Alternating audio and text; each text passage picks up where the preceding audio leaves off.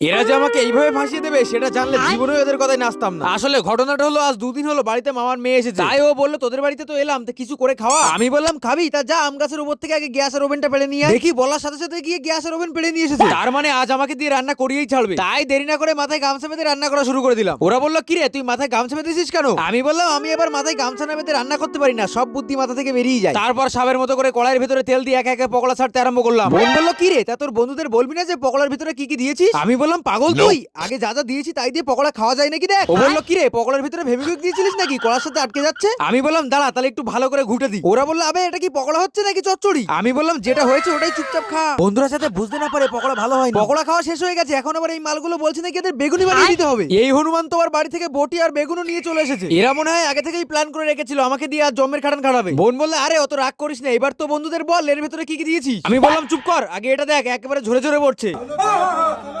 বেসন গোলা হয়ে গেলে আমি এই মালটাকে দিয়ে বললাম দেখ তো সবকিছু ঠিকঠাক আছে নাকি। মালটা বললে হ্যাঁ খাওয়া তো যাচ্ছে, তুই ভাজা আরম্ভ কর। বেগুনি ভেজে তুলতে না তুলতে এই মালটা দেখি সব সাফ করে দিয়েছে। বেগুনিগুলো ভাজার পর একটুখানি বেসন গোলা রয়ে গেছিল, বলে নাকি ওটুকু আবার নষ্ট হবে, কটা পেঁয়াজ কেটে নিয়ে দিচ্ছে, একটু পেঁয়াজি ভেজে দে। এদের পাল্লাই পড়ে পেঁয়াজি ভাজতে ভাজতে আবার গ্যাসও ফুরিয়ে গেছে। এদের কথা শুনে আজ যে কি মহাবিপদে পড়েছি কি আর বলবো।